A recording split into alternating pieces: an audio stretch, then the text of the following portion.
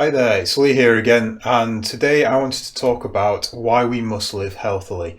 What does that mean? That means that we need to live and maintain with a good level of health, well-being, physical and mental fitness. Otherwise, we cannot really experience what life has to offer.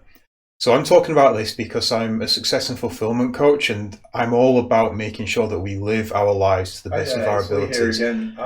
And that sorry about that, that was me leaving my audio on, but that was, I'm all about making sure that we live a fulfilled life, but we're also successful whilst doing so, or the other way around, should I say. So I'm going to try and do this again. That was a real distraction.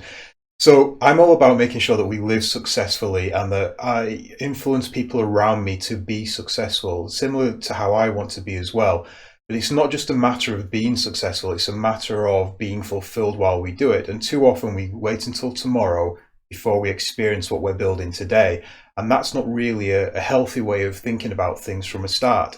But the other side of this is, even though we always will be building for tomorrow, whilst we do enjoy today and we make sure that we put things and principles and practices in place that allow us to enjoy life today, we cannot then be building for something in the future which we're then not able to experience in the future. Now, what do I mean by this?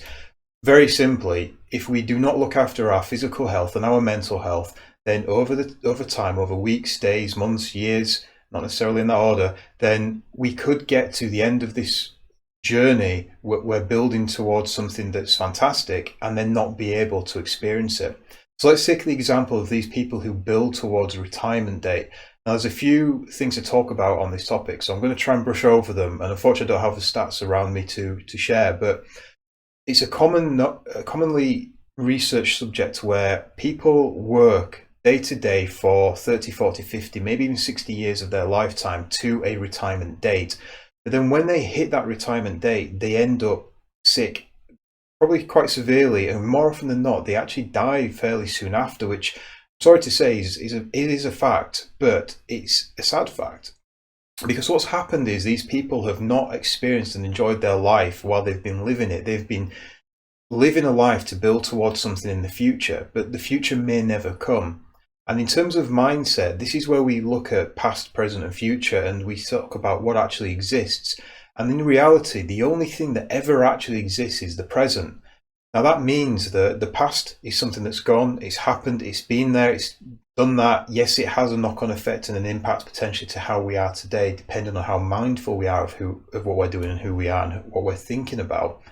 But it doesn't exist any longer. We cannot change it. What happened in the past happened. It's been, it's gone, it's done. Move on from it to a degree. Now that's a simplification. Similarly though, the future doesn't exist. So when we're planning for the future, we may be planning for something that never actually happens. And this is where a lot of stress and worry comes from, and certainly a lot of anxiety about thinking about the what ifs, the what mights, the what mays. But again, the reality is that the future doesn't actually exist, because it doesn't exist until we experience it. But when we're experiencing it, it's present. So the message there is to obviously live in the present. And that is a common message, a common theme around what happens these days. And it is very true. And it has different meanings and connotations depending on the context it's used in and the meaning around, the interpretations and how people are viewing it and talking about it. However, when I'm talking about living healthily, this is one aspect of it. It's the mindset portion of living healthily. And that means having a healthy mindset, having a healthy outlook, and having a healthy idea of what we're doing and why we're doing it. So another big passion of mine is talking about purpose and your reason why, which I've covered previously and I'll no doubt cover again repeatedly. But having a good reason why, a good purpose to your life, gives your life meaning. But it's also that idea of, if we have a drive and we have a meaning and a purpose as to what we're doing, we know what we want to get out of life, we know what the outcome looks like, whether that's a legacy for children, for family, for partners, whether it's just living a fulfilled life with relationships and traveling a lot, experiencing different cultures and societies, whatever that ultimate outcome is that you want, you can have that. But we have to build towards that. And if we don't do it in the right way and don't have the right mindset, what will happen is we will just build and build and build and build and build and never actually experience the things that make the outcome worthwhile. And the reality is that we probably won't ever actually achieve the outcome because we just haven't been present enough to create that for ourselves. So that's one aspect of health. Obviously, the next one is the more obvious one, which is your physical health, your physical well-being. And this ties back to what I was talking about, how people tend to work towards a retirement age. And when they retire, they get sick or unfortunately do pass away fairly soon after. But bringing it back a bit close to home, those of us who have been in jobs or who have have their own businesses and work all hours of the day, when you get to that point that you have a break, it might be a long weekend or a week off, you'll be looking forward to that. What will happen is you'll work and work and work to that point. You'll come to that time off and you'll get sick. You'll end up with a cold, nothing serious, but you will get sick. I'm not suggesting that happens 100% of the time, because of course it doesn't, but more often than not, that is the case, because we have our internal systems and our mindset built up in such a way that we keep ourselves in a constant state of stress about performing well, as I say, whether it's in a job or in a business. But when we release that stress, when we relieve it and allow our bodies to settle back into it, unfortunately, physiological things do happen and we end up a bit sick. So the same principle applies. If we're building towards something in the future but not living and experiencing anything now, by the time we get to that future point and it becomes our present, if we've not looked after our mental and physical health until that point, chances are we're going to get sick and not experience it. So this is why a big part of what I coach people and what I talk about and what I really want to help people understand is that, yes, we should absolutely be building for tomorrow. We need to have those plans in place to make sure that we have longevity in our lives, that we have the finances in place that we need, that we have the capability to live in the future and experience what we want to in the future. But also that we don't wait for that, because that may never happen. We may end up at that point where we're sick. We may end up at that point where the opportunities are no longer available or things didn't work out the way we planned. But we've just waited and waited and waited for that point. So the main message here is not to wait, not to just plan and do nothing. It's to plan, but do something now. So plan in a way that you can experience life now, in the present, today. Live life fulfilled. Be successful through that. Build up your success, but make sure you're doing it in a fulfilling way so that you're not just building and building and building for tomorrow, which is a common theme with the business owners that I do work with. And it's that message of we have to experience what we experience in the present, because the present is the only thing that in reality actually exists. So yes, we plan and we build and we do that for the future, but we also do it for the present as well, so that we can experience the things that we have. So I'm hoping that this message is resonating. I'm hoping it is helpful. Please let me know if it isn't, if it's not. Again, I apologize for the blip at the start. But the core underlying principle here is that we need to be physically and mentally healthy in our day-to-day lives, not just waiting for tomorrow to say, I'll go to the gym next week, I'll go to the gym in a month's time, in 2 years' time. It might be too late by that point.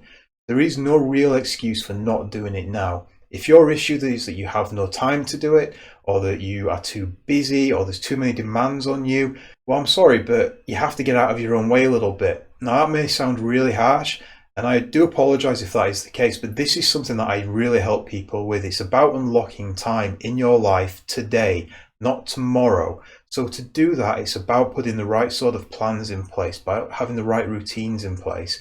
But more importantly, it is about maintaining good health. So I've mentioned it's mental health, it's physical health. Physical health comes in different ways. You have the exercise routines, you have eating well, good diet and nutrition, and this is where, again, people will help you. I'm myself a qualified personal trainer. Now, it's not something I've ever practiced. I actually did it out of my own interest.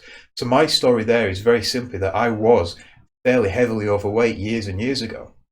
And I went down this journey of transformation where I finally found a sport, for want of a better word, that really resonated and suited me and my mindset and my kind of lifestyle, and that was weightlifting. And getting into weightlifting then and doing that on a more regular basis, as well as playing a bit of tennis outside of that, it started making me change physically, obviously, but those physical changes had psychological changes as well. It was how I saw my body transforming and reshaping, the strength that I was feeling, the fitness I was feeling, the lack of tiredness, all these things that people complain about, which is then the thing that knocks on and says that they have no time because they're too tired. So there is that hump to get over by doing this, but then it also leads into other areas of your life. So your diet and your nutrition, being physically healthy and physically active has a knock-on effect, funnily enough, to your diet and your nutrition. And actually, the same applies the opposite direction. Your health and your nutrition, your diet can have the same impact on your physical motivation and ability to move as the movement itself. So it does all work in a nice little circle once you get that implemented and get that going, but it's that initial hump, that initial hurdle that you have to get over just to do that. So I'm hoping this is making sense, and the big drive behind this, as I've mentioned before, is having a good understanding of why you're doing what you're doing. If you're building a business, fantastic. Why are you building that business? Well, you might be building that for freedom, to allow you to do the things that you want to do. Fantastic. That's an amazing reason to do it. That's actually my reason to, is to have control over my own time. What does that then mean? Well, that means that I'm doing that now and building now to experience now, not to experience tomorrow. Yes, it's an enabler for tomorrow, but it's also for now. But also to experience it properly now, I need to maintain my own physical and mental well-being. And that is something that I work on a daily basis. And to do that, there is plenty of time in the day to do that, as busy as we get. I have 4 separate businesses at the moment. I've got more opportunities for future things as well, which I will be looking at doing. All of those could be an excuse and a reason for me not to look after my physical health. And, you know, I'm not perfect. I have blips. I have days where I don't. I have issues sometimes where I just don't feel like going to the gym or don't want to eat healthily. And it's okay to take time off from doing that. It's not to be regimented. But if you put in place that standard routine that you can loosely follow, that allows you to exercise regularly, eat healthily, and maintain that on a more favorable ratio, shall we say, that you are doing that on a more regular basis than you're not, that allows you then to maintain good physical health. And then by practicing things, maybe meditation, maybe it's just time out with family, with friends, doing activities that you enjoy. These are the things that allow us to de-stress mentally as well as physically, and that then builds up our overall health and well-being. And if you can then get that cornerstone in place, that sets you up and builds you up for the rest of your days. And if you then persist and maintain that, you can potentially do that until the day that you die. But it means that you're able to experience things now, and you're then going to be able to experience these things in the future. So again, I hope this has been helpful. I apologize for the blip at the start. It's what happens when you're doing lives and you've not really planned it too well.